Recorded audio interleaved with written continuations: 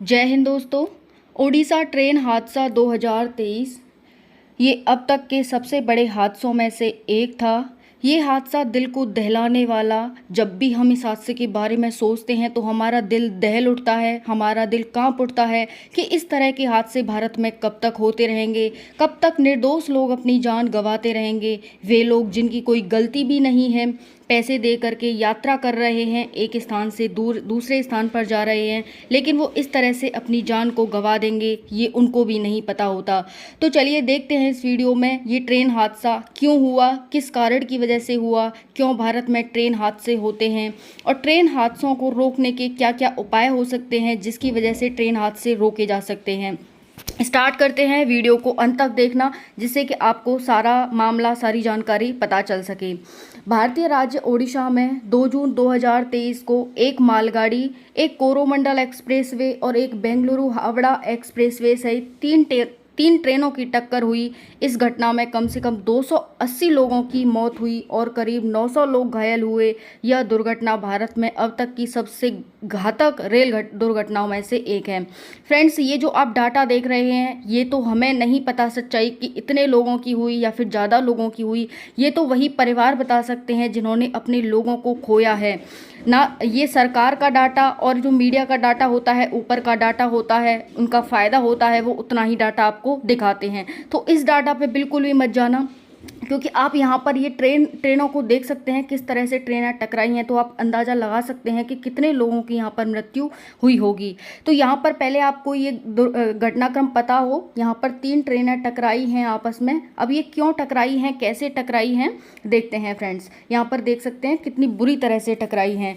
होता क्या है फ्रेंड्स, पत्रकारों द्वारा ये बताया जा रहा है कि यहाँ पर एक कोरोमंडल ट्रेन आती है सामने से और वो पटरी से उतर जाती है।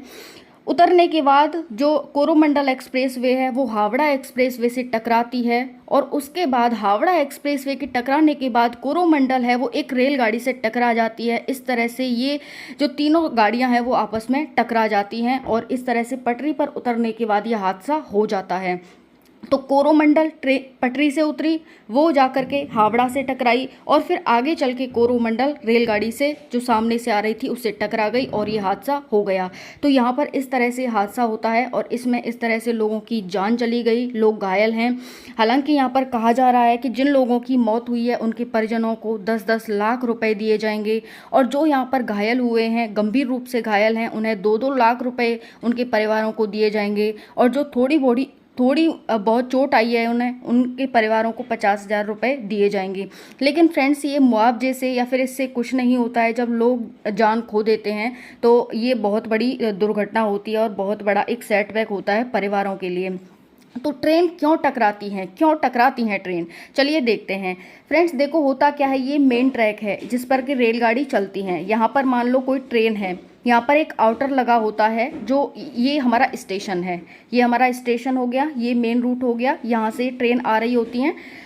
स्टेशन से पहले आउटर लगा होता है कि जैसे कोई भी रेलगाड़ी अगर यहाँ पर हो और कोई भी स्पेस नहीं है जाने का या फिर पहले से रेलगाड़ी खड़ी है तो ये आउटर बच जाता है, वो रेलगाड़ी वहीं के वहीं रुक जाती है अगर इस तरह से आ रही होती है तो जैसे ही रेलगाड़ी यहाँ पर प्रवेश करती है स्टेशन में, तो स्टेशन में इस तरह से लूप बने होते हैं जिसे हम station 1, station 2, track 1, track 2, platform 1, platform 2 ऐसे कह सकते हैं।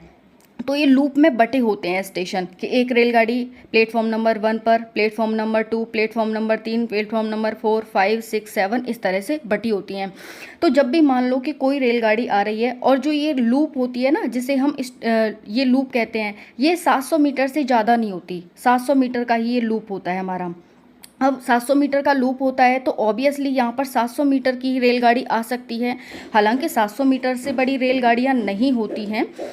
ओके, तो मान के चल लो कभी कि कोई रेलगाड़ी यहाँ से प्रवेश की और प्रवेश करने के बाद उसे ये प्लेटफॉर्म नंबर 1 पर खड़ी होनी थी। प्लेटफॉर्म नंबर 1 पर खड़ी होने की वजह वो यहाँ तक आनी थी, यहाँ से लेकर के यहाँ तक, लेकिन वो यहीं पर रुक गई और उसका पिछवाड़ा जो पीछे का हिस्सा था मान के चलो वहाँ तक आ गया।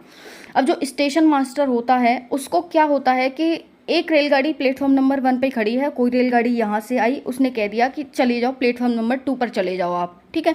तो अब उसे नहीं पता स्टेशन मास्टर को कि ये जो रेलगाड़ी है पहली वाली जो प्लेटफॉर्म नंबर पर 1 पर खड़ी है वो प्रॉपर नहीं खड़ी है, उसका पिछवाड़ा है वो पीछे की साइड यहाँ पर खड़ा है। अब जो यहाँ से प्लेटफॉर्म नंबर 2 पर जो रेलगाड़ी आने वाली थी वो उससे टकराएगी, इस तरह से हादसा होगा। तो ये हादसा इस तरह से हो जाता है। चलिए और भी मेन कारण जानते हैं जिनकी वजह से हादसा होता है। तो पहले आपको ये पता होना चाहिए कि जो हमारा ये लूप ट्रैक होता है ये कितने मीटर का होता है, 700 मीटर का ही होता है। तो इस पर 700 मीटर की ही ट्रेन रुक सकती है, ज़्यादा की नहीं रुक सकती। लेकिन कारण क्या होता है टकराने का, पहला आपने ये देख लिया कि लूप पर सही से न खड़े हो पाना। अब यहाँ पर ट्रेन टकराती क्यों है, 700 मीटर से लंबी रेलगाड़ी होना, लेकिन जो कि होती नहीं है। लेकिन क्यों होता है हादसा कि ट्रेन अपने प्रॉपर वे पर नहीं खड़ी होती, आगे पीछे होती है। दूसरा है ट्रेन का समय पर न चलना। ट्रेन मास्टर क्या करता है, जैसे ट्रेन जो ड्राइवर होता है वो क्या करता है, थोड़ा आगे पीछे कर देता है ट्रेन को, या फिर और भी कारण होते हैं बताएंगे आपको। तो दूसरा कारण हो गया ट्रेन का समय पर न चलना।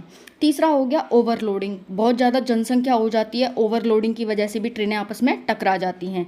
प्रशासन की असक्रियता, प्रशासन की असक्रियता क्या है, प्रॉपर मेंटेनेंस ना होना ट्रेनों की, ट्रेन की पटरियों की, ओके। और बाकी वहाँ पर जो कर्मचारी कर रहे हैं वो उनमें एकदम असक्रियता सी है, वो कोई ध्यान नहीं दे रहे कि किस तरह से हमें अपने मेंटेन करके रखना है।